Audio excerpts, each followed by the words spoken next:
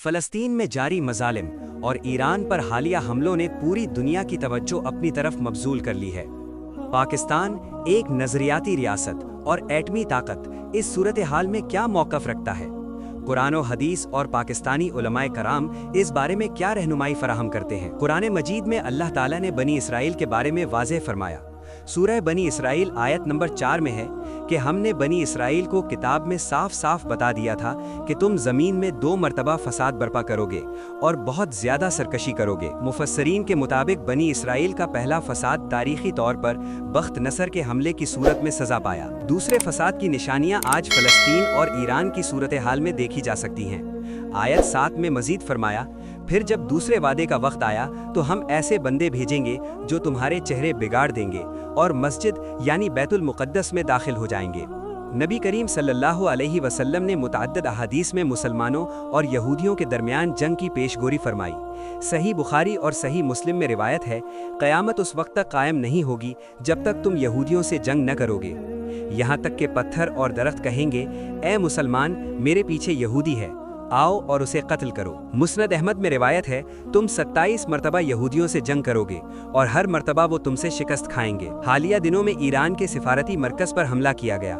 یہ حملہ بین الاقوامی قوانین کی ملازمت تھی اور اس نے خطے میں کشیدگی کو بڑھا دیا۔ ایران ایک اہم اسلامی ملک ہے اور اس پر حملہ پوری امت مسلمہ کے لیے تشویش کا باعث ہے۔ مختلف ممالک کے علماء نے اس حملے کی مذمت کی ہے۔ پاکستان کا وجود ایک نظریے کی بنیاد پر ہوا۔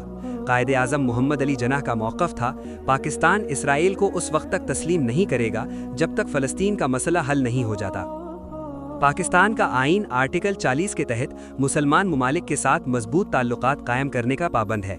تاریخی شواہد بتاتے ہیں کہ اسرائیل کے بانی ڈیوڈ بن گوریون نے 1967 میں کہا تھا، پاکستان ہمارے وجود کے لیے سب سے بڑا خطرہ ہے کیونکہ وہ نظریاتی بنیادوں پر قائم ہے اور ایٹمی طاقت رکھتا ہے۔ پاکستانی علماء کرام نے مختلف مواقع پر اپنے خیالات کا اظہار کیا۔ مفتی محمد تقی عثمانی نے کہا، جب مسلمان مظلوم ہوں، جب بچے اور عورتیں شہید ہو رہے ہوں تو مسلم حکومتوں پر ان کی مدد کرنا فرض ہے۔ مولانا سید سلیمان یوسف بن نوری نے کہا، عالم اسلام کی نظریں پاکستان پر ہیں۔ پاکستان اور اسرائیل دونوں کی بنیاد مذہب پر ہے اور دونوں ایٹمی طاقتیں ہیں۔ مولانا فضل الرحمان نے کہا، وقت مذمت کا نہیں، وقت ہے کہ عملی اقدامات کیے جائیں۔ علامہ شہنشاہ نقوی نے کہا، اگر پاکستان کی سرزمین کسی اسلامی ملک خصوصاً ایران کے خلاف استعمال ہوئی تو پاکستان کے عوام خاموش نہیں بیٹھیں گے۔ تمام علماء کا متفقہ موقف ہے کہ مظلوم فلسطینیوں اور ایرانیوں کی مدد کرنا وقت کا تقاضا ہے۔ المعجم الاوسط للطبرانی میں حدیث قدسی ہے، مجھے اپنی عزت و جلال کی قسم، میں ظالم سے بدلہ ضرور لوں گا اور اس شخص سے بھی بدلہ لوں گا جو قدرت رکھتے ہوئے مظلوم کی مدد نہ کرے۔ یہ حدیث ان تمام لوگوں کے لیے تنبیہ ہے جو مظلوموں کی مدد کرنے کی طاقت رکھتے ہیں مگر کرتے نہیں۔ پاکستان کے پاس فوجی، اقتصادی اور سیاسی وسائل موجود ہیں۔ پاکستانی عوام جذباتی اور نظریاتی ہیں، وہ چاہتے ہیں کہ ان کی حکومت اس ذمہ داری کو محسوس کرے۔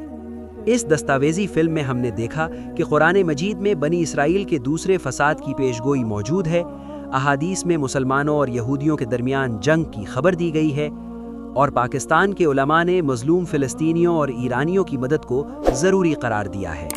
ہر شخص اپنی جگہ پر کچھ نہ کچھ کر سکتا ہے، دعا، فنڈز، آواز اٹھانا یا حکومت پر دباؤ ڈالنا۔ اللہ ہمیں مظلوموں کی مدد کرنے کی توفیق دے۔ ویڈیو کیسی لگی کمنٹ میں بتائیں، لائک کریں، سبسکرائب کریں، دوستوں کو شیئر کریں۔